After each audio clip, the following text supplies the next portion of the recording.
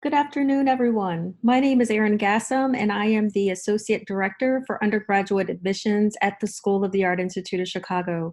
It's a pleasure to be with you this evening. I am really excited to share a few things that have been top of mind for many of you. You've either approached us to ask specific questions about tips for putting together portfolios, or you've already shared some of the dynamic things with us that you're doing creatively with your students in the classroom. We want to continue that conversation and keep our passion and support for our students and just continue to collaborate. We are in this together. We understand that there's a lot of changes shifting in high school settings and college settings. And so, as long as we can continue to bridge that gap and continue to advocate and support our students, we are definitely going to thrive and definitely see our students pursuing their dreams, as you know, in their field of choice and art and design, also at their school of choice. So, without further ado, I would like to get started with the presentation. This presentation is geared towards high school teachers who are working closely with their students who may be thinking of going to art and design school. And typically, we think of starting with that portfolio, but I would like to challenge us to really think about what it would be to start with the artist statement. A lot of schools do require it. Some schools call it a statement of purpose. Some schools call it a personal essay. A lot of schools refer to it as an artist statement, specifically art and design related. And so these are things that I would like for you to consider when you're working with your students. And I'm going to start backwards. You're already doing this in the classroom. You already encourage them to proofread their work. And yes, that is an intentional typo. But yes, start with writing and start with putting that pen to the paper, putting those thoughts on that page, really helping them to flesh out who they are as an artist, really getting them to think about what kind of work that they like, why they make the images that they make, or they're drawn to certain objects that they're drawn to. But this artist statement will help them crystallize not just everything that I've just shared, but also helping them to think about what they actually want to put in their portfolio. Essentially, the artist statement is a mirror that reflects that. And so we do want them to make work that is true to them. We understand that every school is looking for something special, something unique. Some schools are more geared towards the technical. Some schools are geared towards the conceptual. We're geared towards both, but really encouraging the students, as you already do day in and day out, to just follow their dreams and make the work that they're excited to make. And you typically know when you walk past their desk and you see or take a glimpse at that sketchbook and you're like, this character keeps coming up. Maybe that could be something that you want to help them cultivate and bring to the forefront of their portfolio. We understand that there's a lot of things that maybe students may want to censor, and some things may not be appropriate for the college application. But if a student is in that limbo, you can come to us, or the student can come to us, or you can come to us together, and then the school can tell you specifically what would be appropriate to put in. But writing about the work, really getting those juices flowing is critical. Helping the students to find their voice, and even we as admissions counselors try to put the ball in the students' court by really helping them see what their favorite pieces of work are versus us suggesting what we think they should put in their portfolio. For us at the School of the Art Institute of Chicago, students are encouraged to really make those decisions on their own. And I'll give you some examples of what that looks like momentarily. I want to take a few minutes to also talk about the research aspect of how to put together the portfolio. Students may be already working on IB projects, AP projects. Maybe they're spending additional time after school just really tinkering around and exploring and really trying to hone their creativity. But sometimes we just think, and I'm referring to myself, I remember thinking that research was just really cracking that book open, sitting down, and just being married to those pages and really learning about the artists of old.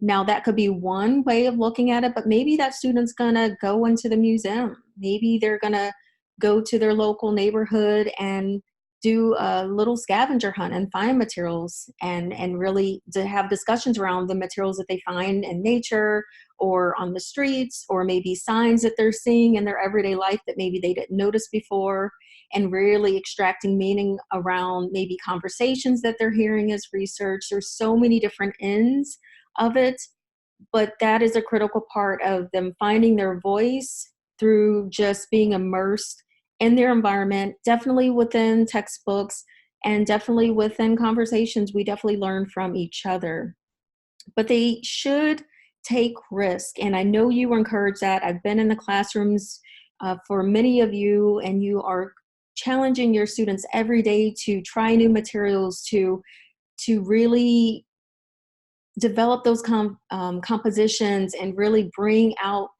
so many different textures in their work that they have not even attempted before. And so these are just a few bullets that I would like for you to think about what you're already doing.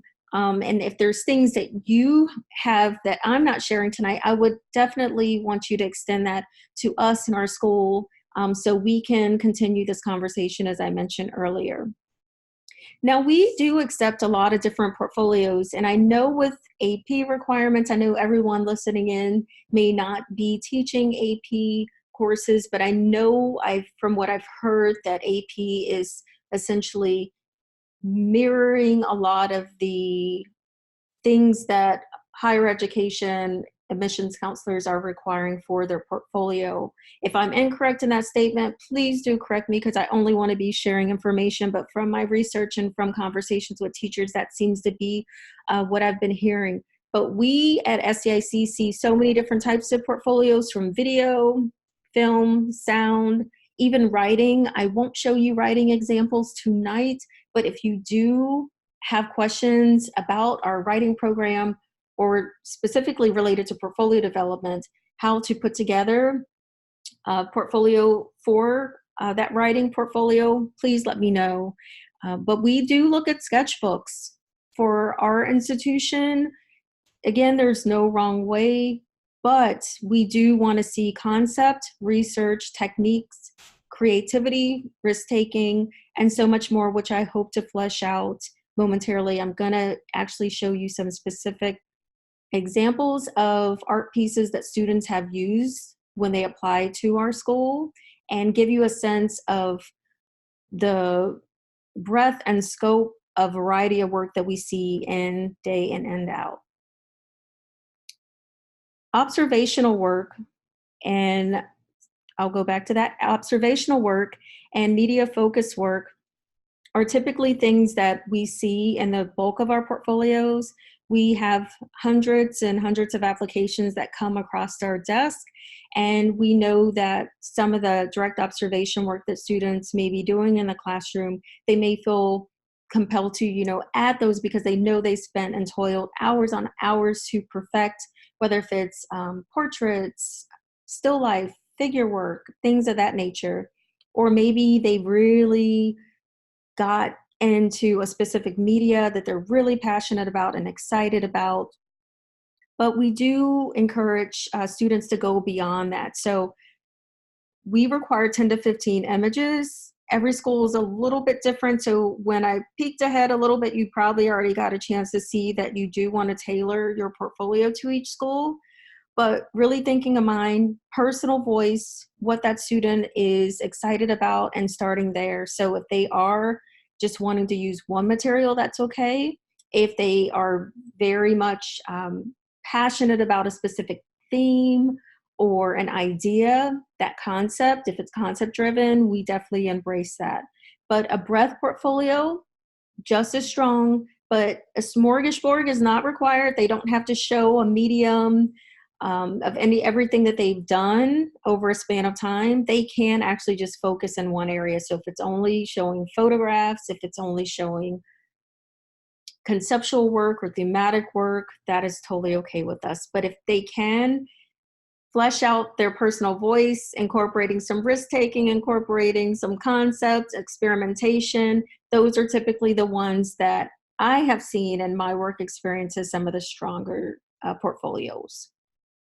Now, this is the piece that I was referring to, tailoring each portfolio, as you already know, and you encourage your students to do this, to each school. Some schools do require homework assignments, and so we want to make sure that we are not setting them up for failure by them not getting in front of that admission counselor and that counselor being able to tell them exactly what that homework assignment is or that certain requirement that's going to put them at the forefront of their application pool in terms of the competitive nature of it.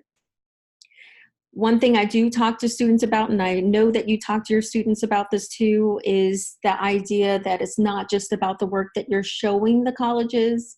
It's also important to keep in mind how you're organizing the work and how you're documenting the work. And I know that you spend a lot of time supporting your students with documenting work, and so this may not be new information to you. Sometimes teachers have asked me specifically and our representatives at our school, is it really less is more? Should I show a lot of work? Should I show examples of everything? Should I, you know, have my students submit 20 pieces? I know that you're only looking at 10 to 15. If you do know that a student has strong work and they want to maximize how many images they're showing, they are definitely welcome to put multiple views on one slide of an image or multiple images to kind of really fill out that page. And you do want it to be visible. So hopefully in a few of the images, I'll be able to point that out of what I mean by the multiple views on one slide, and visible meaning not overwhelming, that even if there's a lot of information or a lot of text and images layering, we can really breathe through that composition and understand the bottom line of what that student is trying to say through their artwork if there is a message. We do encourage students to title their work, give a brief description if they can. All artwork is submitted directly through SlideRoom digitally, so it will be uploaded. A student should never mail their work into us, to our office, or pass it along to us if we are conducting a classroom visit. These things should definitely be all done through the SlideRoom platform. And if you or your students have any questions about that, or maybe a parent's working closely with you and they're wanting an understanding of how this works, please by all means reach out to us. But for us, less is more. It's really helping the students condense their work, edit down, find their best of the best pieces, the most recent work, again, in any medium that they choose for our institution. And again, that I call it a tight 10 solid images. I typically see if a student adds in one more just for the sake of saying they've made this beautiful, pristine object, but there's not a cohesiveness, there's not a flow, it does not make sense. I would really prefer them to leave that out. And since we are asking between 10 to 15, I would then discourage a student from only submitting 9. So we are seeing that they are following the directions of what we are asking of them. Now, this is the moment we've been waiting for. I am so sorry. I've been just talking, but now, yes, I will be talking more, but showing you some visual images to give you a sense of examples of students that have applied to our school specifically, who were awarded merit scholarship and naturally admitted to our amazing institution. But regardless, if your student is not thinking of applying to SCIC, again, feel free to use some of these suggestions and tips, or maybe some of the images as inspiration for maybe potential projects for your students if you're not already doing similar things. These are all from my understanding, original images that students have put together. So they've given us consent to use their work, and we're really thanking them for that. I did put in an example of a transfer student work, so if there are any teachers out there who work at community colleges or maybe just work closely with transfer students, you can kind of get a sense of deadlines for those students and what the craftsmanship that these students are coming into our institution with. So here we go. So I'm really excited to show you a portfolio that I think is very cohesive, very expressive, very strong in terms of technique and technical skills. Yes, you may notice some of the proportions are not 100% accurate, but it's definitely getting my attention, and I'm excited to share a little bit about Charlotte's portfolio. And Charlotte is definitely holding it down. She's showing us what her work is about in her artist statement, and she's giving us little tips of what she used. You'll see that she's titled her work and let us know the dimensions of her work, and really just putting together a strong painting portfolio, in my opinion. Her work is about stress, and I chose this portfolio because I've had a lot of teachers who saw this. They wanted me to bring these back, even though she's a little bit older. You know, these are some of the classics. So if you've seen these before and you want to see more work, let us know. We will show you different portfolios. We get, again, hundreds and hundreds upon hundreds. And so there's a huge selection to choose from, but these have been the heavy hitters that teachers said, hey, bring these back. I want to show my students this. So Charlotte's was one of them. Her work is very personal, and it did address some of the stressors that she was grappling with when she was thinking about applying to school, what major to pursue, and kind of this idea of like regressing and wanting to be a kid again. And so there's a lot of metaphor and meaning in her work, a lot of straightforward messages. But again, she's just really coming into her own. And this portfolio, top merit, definitely admitted, but you may have thoughts of like, I don't know if you were to be an admissions counselor, if you know there's someone in your classroom that's making work just as strong as Charlotte's or maybe even better, and you think that it can be competitive, let us know. But we really value the individuality of all of our students, and we really think that this is an impeccable portfolio and demonstrates just that personal voice that we get excited about.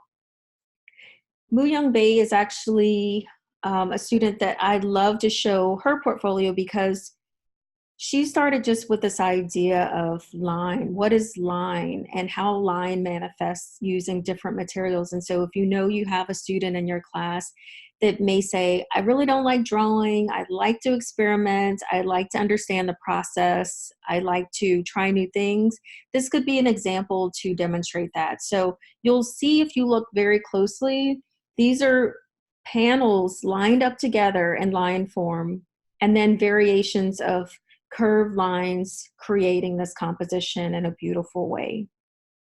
And hopefully this shot gives a little bit more clarity to that. Here you'll see that she's using line form in a sculptural form. And so if you know you have a student that likes to do a little bit of this and do a little bit of that, this may be a way to showcase that. And this is actually an example of one of the multiple views. So we're really getting a chance to see this piece from the top to the sides, you know, how these lines are laying and coming together, and how these colors are just giving it so much energy, and it's documented really, really nicely. She's also looking at this idea of sheet metal, and she titled it Here. And so naturally, I just want to close my eyes and imagine manipulating this sheet metal into these little intricate curved line forms and just seeing what sound that makes. If she wanted to, she could have totally introduced this document as a video and then incorporated a sound in the back of that. So totally fair game for us, but this still image does it just right for us to see, again, her exploration of line form. She's then introducing line in a garment. She's going on to make large-scale works and installation using tons and tons and tons of pipe insulation and cable ties. You can imagine how labor-intensive this is. I've gone, again, to some of your classrooms. I know the scope and breadth that you're working so closely with your students and how you're giving them so much exposure to different materials and helping them to think outside the box of the different possibilities that they could be coming up with, either collaboratively with their peers or individually. And so you are already working on an incredible level. If you feel that your students would love to take an early college program. There are so many amazing early college programs all over the world. And that's a great way to also support your students to help build their portfolio.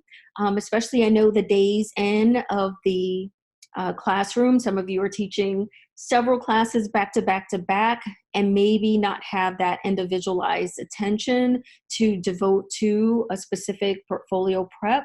And a lot of you are actually, multitasking and trying to get those in as well, going above and beyond. And all of you are putting in so much great efforts, no matter what genre. We are just glad that you are wanting to take time to continue to expand your palette of possibilities to support your students. But this is a portfolio. Again, she actually did this piece at our early college program. Now, this is a really cool piece, very basic, very interesting. And you may say, okay, how is this cool? Because this just looks like tissue paper, henceforth the title. And that's why I think it's so cool, because she took a ginormous risk just to show us again all these different possibilities of what line form can be using various materials and various scales. And so this is another way, if a student is just on fire with their thought process and just really taking these risks and lunging to different directions, either with the same concept or if it's piggybacking on something else, I'm excited to see them go for it. And so that's what makes me excited about this piece. But she's looking at positive and negative space using columns. She's actually using different materials like clay and yarn here. So if you can imagine these clay pieces are strung out in a straight line and then just put back into this special order and piled up. Again, that's a really clever approach to me of just kind of how she's thinking of line and starting again, undoing, not having this idea of perfection, of just kind of playing with the mind, if you will. I remember going into a class and sharing this specific image, and some of the students raised their hand and said, that looks like a heart, or wow, they really put a crumpled up piece of paper in their portfolio, and this is a merit-worthy scholarship. And yes, and I had to explain that this type of creativity, if you imagine a couple slides back where I showed you the columns of positive and negative space, if you can imagine now the student is collapsing this form and coming up with other possibilities and just seeing what she can do just through that process of curiosity and exploration. And so if your student is doing work similar to Moon-Young Bae, just consider the documentation, because I think this may not have been successful if the documentation wasn't strong and sound. I think the lighting is doing a lot to enhance these pieces. And I do agree with that student. There's certain parts that does remind me of a heart, but people see different things in this image, which I also find that's very beautiful. That, yes, we know art is subjective, but she's giving her audience something to make them think and wonder, and to even create conversation around it. What is the good art? What is bad art? And so that is something that I value in her process. Now, this was a video that she created. I don't know if it will play, so I may forward ahead just for sake of technical difficulties if this is not able to play successfully. But if you do want to see it, please write down this title and make sure you shoot me an email. I'll be happy to give you a little glimpse of how amazing this project ended up being. Well, lo and behold, this is actually showcasing. So this image is one of my favorite images in her portfolio. Again, definitely something to stand out with all the other portfolios that come across our desk. And this reminds me of like a Rorschach ink blot, just images coming together. But the sound really makes me look at this in a different way. Now, if you are working with students on breadth portfolios, this is a portfolio that I would say would be an example that students can show to any school. So I know Charlotte, pretty edgy with the first painting image, Moon Young Bae, process oriented. Vera, she's doing a little bit of everything. So she's doing some self portrait. She's also doing like figure works of others and using oil and canvas on most of her pieces. She's also showing a range of what she can do. So for students, and this isn't related to Vera, but for students who want to play it safe, this would be an ideal way of playing it safe if they do want to show a range of work, if they want to show landscape portraiture, self-portraits, things of that nature, using multiple materials. But again, we do want to see risk-taking, and we would prefer that personal voice. So though she can demonstrate that she does have strong technical skills, she's understanding various materials, that personal voice of letting us know what she's about when no one's looking, when there's no directives, the work that's continuing to crop up, which you will see in a moment, is really her photographs. And the photographs are so telling of how she's moving through her process and how she feels on day to day. And I believe in her artist statement, she talked about this idea of loneliness and isolation and using space to kind of give more meaning to that, like the absence of person and the space. Now you know that someone was there. And so how she's doing the lighting, this is just so beautiful. Black and white, her love of photography and prints coming together just so beautifully. So this is actually a gelatin print, but you'll see here the photographs, digital photographs that she's conducting here. Just exquisite. And again, less is more. She could have just kept it simple and focused on what is true to her. Now, you may say, well, hey, I think the whole body of work is a lot stronger than the last few pieces. But essentially, we're looking again for how she's working through her ideas and what is interesting for her. And we'll know, if a student is capable of drawing, even if they're not showcasing their strongest work. Usually they're mark making there's something consistent in their form that gives us one to that.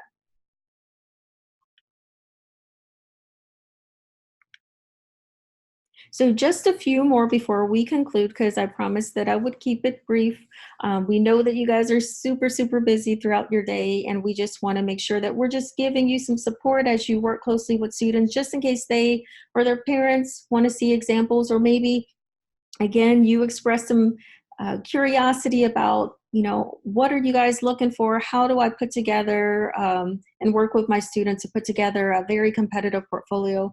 So these are just all different ranges of examples that have come across, again, our desk. And this is the work of Patrice, and you'll see her work is just as sound, just as beautiful.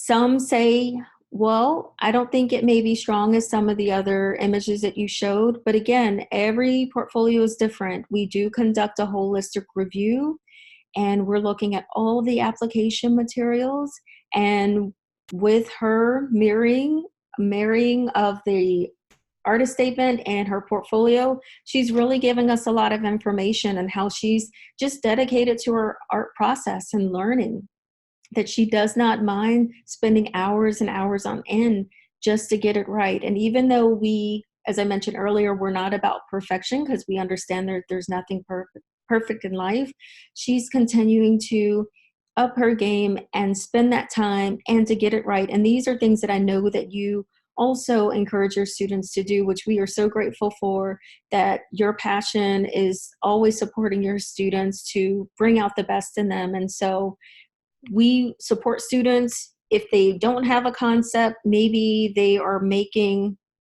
work that is personal or not, but this work, again, she's just taking a risk on herself, trying to improve, trying to get better and better and better as she goes, and showing a range in the process. So as I mentioned earlier, I wanted to talk a little bit about documentation. I wanted to kind of point out, again, that it's not just what a student shows us, is how they document it.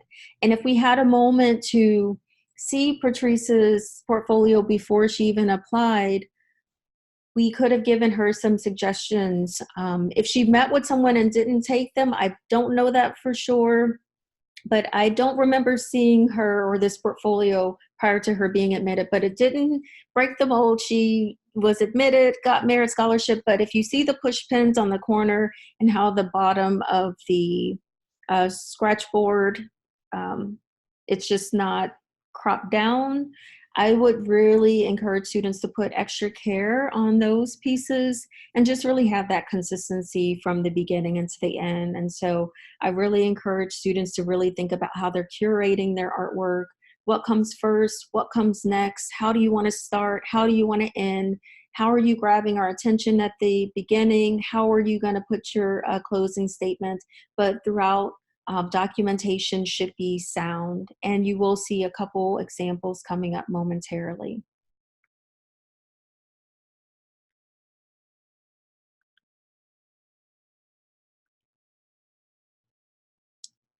So Ethan is a student that has shown us not just creativity and risk taking, but also a cohesive body of work. This is just a beautiful portfolio on so many different levels.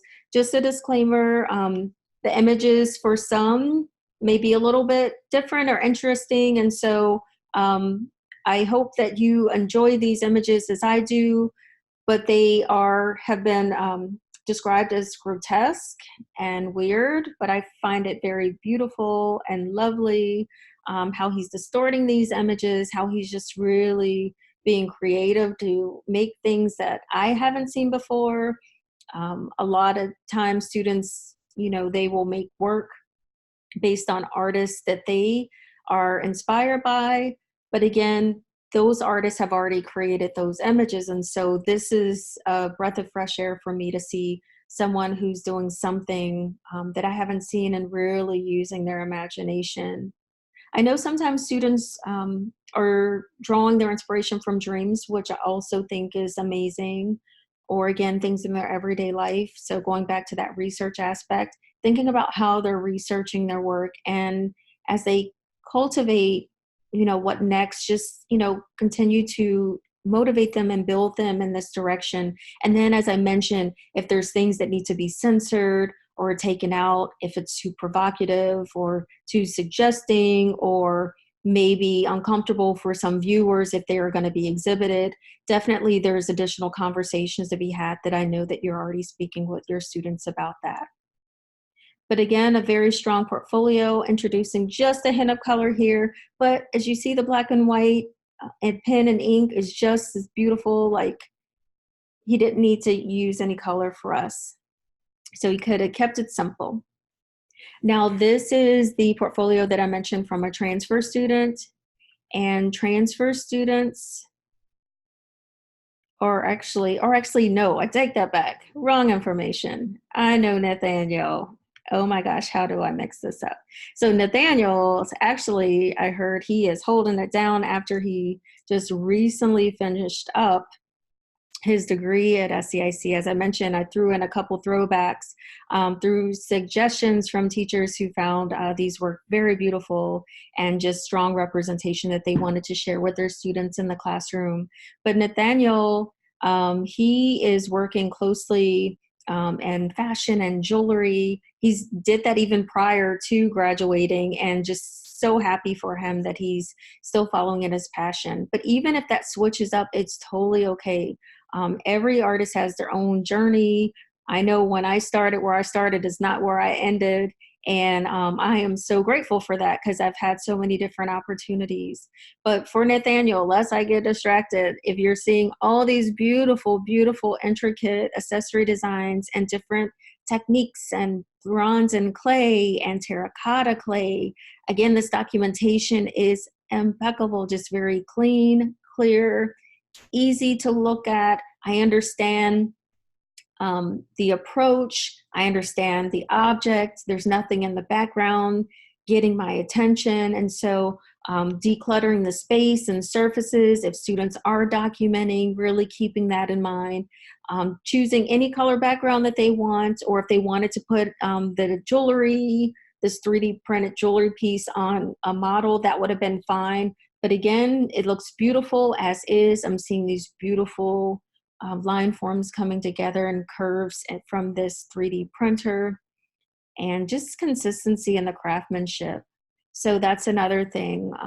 If a student is showcasing their work and you're seeing them kind of deteriorate in their process, maybe lack of motivation or just feeling rushed in a project, we will discourage them to not insert those just for sake of time, or not insert them just for sake of not jeopardizing their best portfolio that they could be putting together. And also just showing, just in case we are interested, if he can do a little bit of 2D as well. And so this is Nathaniel's work. Very lovely as well. Now, Emily is a transfer student, so I was a step ahead of myself. You'll see that there's nothing wrong with taking a gap year.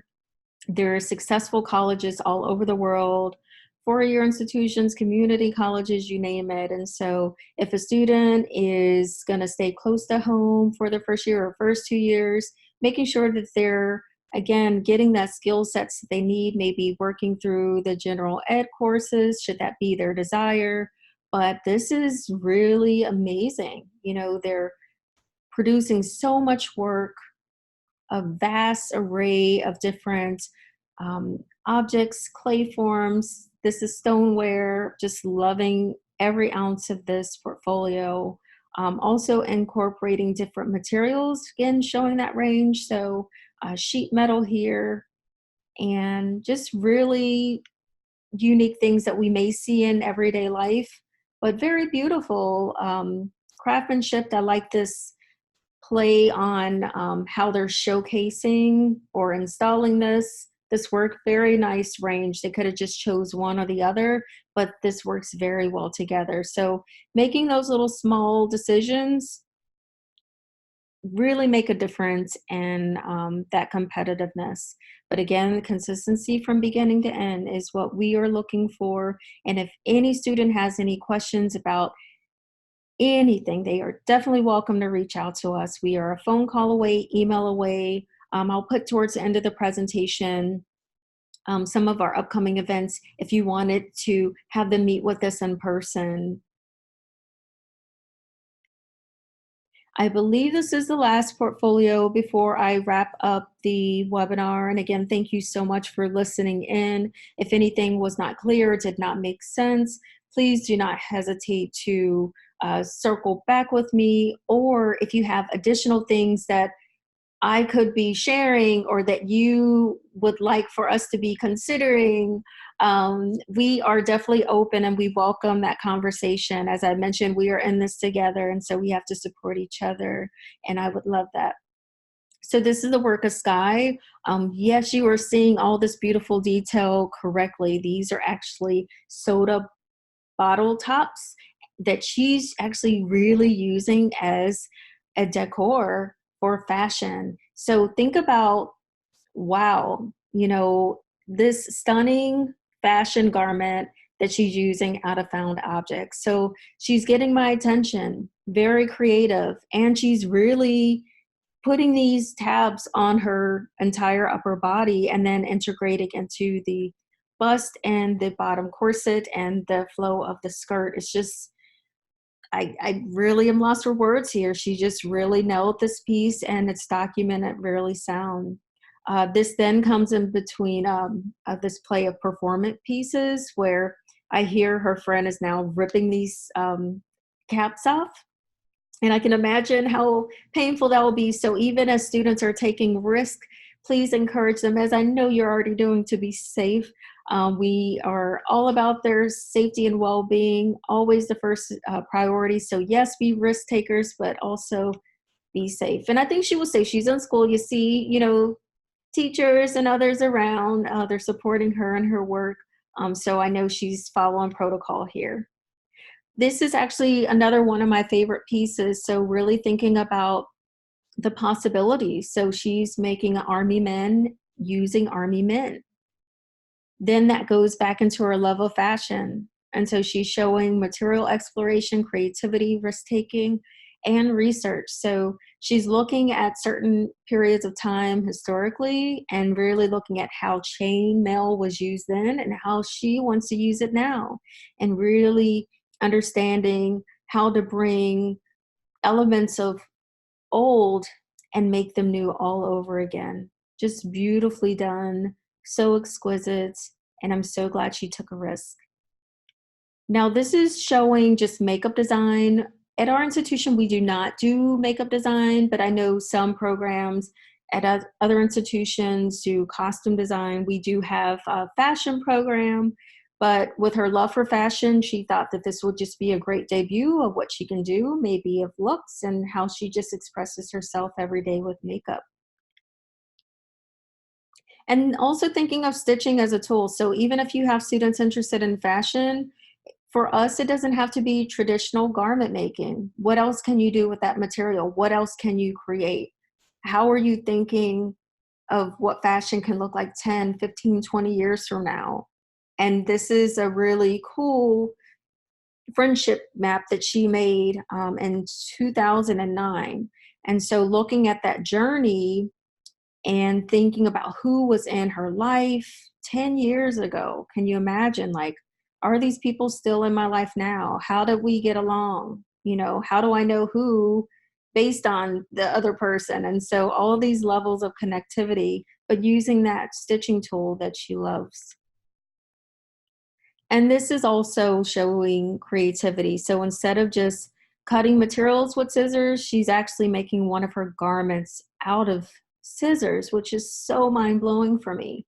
And again, when we talk about being an artist, and sometimes we can say, oh, just the materials are so expensive. She's always being creative to think about all the possibilities for materials. And so the other garment is cut up pieces of paper and just using intricate designs and patterns and really coming into like a beautiful garment. And this is a close up of another overlay that she's created using paper. She's creating accessory design, and again, just manipulating different materials. So she's incorporating gauze and wax here, again, with that chainmail that she fiddled around with a little bit earlier. And this is a skirt that she made using sheet metal. So this one wants to show its head, so I'm going to embrace it. So Caesar is a wonderful, phenomenal, amazing artist.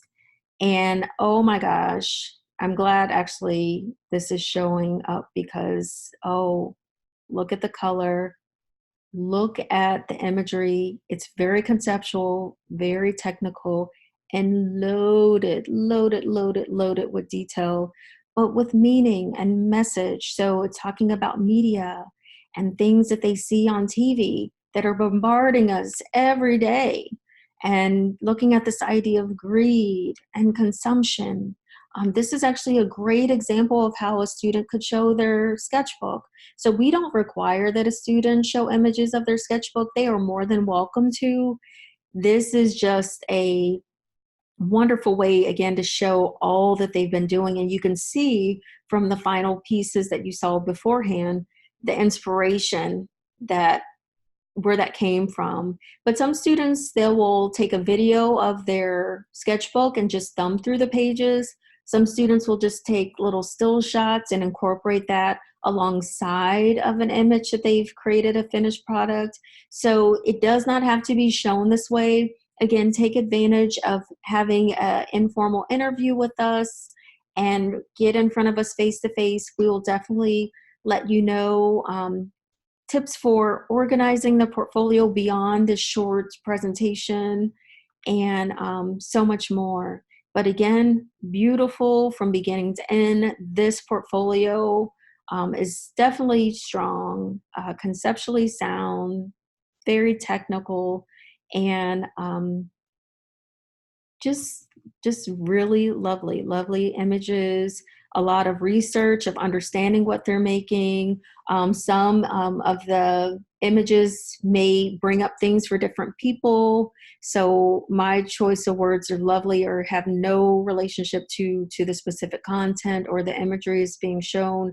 I'm referring to that as just how it's laid out and organized, that I could look through it. But again, by no means to give voice to some of the subject matter that he is exploring, because that's a whole different deep conversation. And we understand there's so much embedded in this that, you know, we really have to be mindful of the language, what we're using, and understanding the context and the power of image and how that sits with others. So please understand that, again, my terminology is just about the documentation as a whole, not necessarily as it relates to the contents.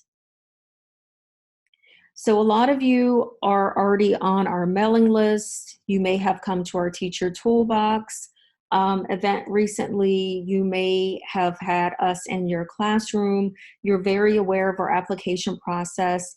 I'll keep this snapshot for you to just review what we are looking for. The two things I mentioned throughout the presentation was the artist statement and the portfolio, but we also are looking at grades. We do require a letter of recommendation, and we are going to be looking at test scores. And so for international applicants, the test scores are below.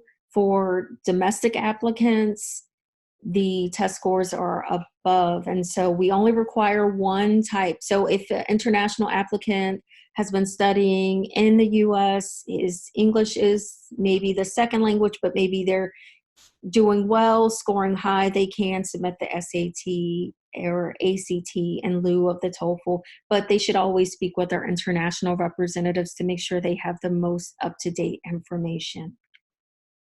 We do have scholarships. You'll also see our FAFSA information here. So if you are domestic or working with domestic students applying, I know you're encouraging them to submit FAFSA. Let them know that our FAFSA is available online October 1st.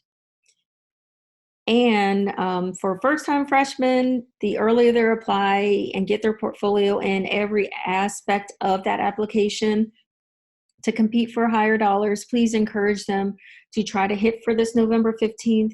We understand that their portfolio may not be set, but they may not be in a position then to compete for the higher dollars. So we would not wait until the latter, because once we start passing out funds, that pool begins to dwindle. The pool of funds begin to dwindle. So January 15th, they still can compete for a merit scholarship, but it may not be as high as it would be at the earlier deadline. For transfer students, you get a little bit more time for your second deadline. Early action deadline is the same if you're applying for fall 2020. So teachers, if you have transfer students, you know, please remind them similar. They do have a little bit extra time, but essentially, you know, they'll be in the same ballpark. We do have merit scholarship for transfer students just as well as domestic and also international. This is a great opportunity for students to save on tuition. So if they are planning to come or apply to SCIC and they are admitted and they choose to attend, essentially if they're taking AP, IB, dual college courses or have pre-college experience, we accept up to the maximum of 12 credits. So that's a semester already under their belt, which is exceptional. So please encourage them to take advantage of that if they are thinking of wanting to save more on tuition dollars. We have a generous transfer credit policy, so students can transfer up to a maximum of 60 transfer credits. We will accept a grade of C or above, and so you'll see the breakdown here. And for more information, definitely connect with us about those requirements. And just wanting to close up with some of our upcoming events. We've already kicked off a few of these so far in the fall. So we've had a couple of SEIC days. You may have already have encouraged your students to attend the National Portfolio Days near you. There's still several on the rise. So please, please, please come meet us directly. We would love to see you. We would love to answer additional questions. We would love to even, again, show you different portfolios than I've shown today. So please let us know how we can support you through your process. And also, we welcome you to our campus. We would love to see you in some of our classrooms and seeing how our students are growing and thriving on our campus from your support, because it started with you, and a lot of you have worked closely with your students to get to our institution. And we thank you so much for your work and your love for them. And so we welcome you, their families, students to visit us anytime. When we launch campus tours, we can conduct some special tours. If you give us enough advance notice, we can customize something special for your students. Now Columbus Day is approaching, so please attend or encourage your students to attend that if they're interested. Then the next would be Veterans Day, and then President's Day. There's some opportunities for portfolio reviews on site. So even if they are hitting some of the later deadlines, they'll have an opportunity at President's Day to still be getting feedback from us. And that concludes today's webinar. I thank you for your patience. I know that was a lot of information. I hope it was clear, and I hope that you will stay in touch with me. I would absolutely love that. We have a team of counselors ready to support you and your students, so please let us know how we can help, and please pour into us as well. We are open to feedback and suggestions. We are open to definitely keeping this dialogue rolling and growing so we can ensure that our students are able to pursue their dreams in the art. Have a fantastic evening, what's left. And again, thank you so much for joining me.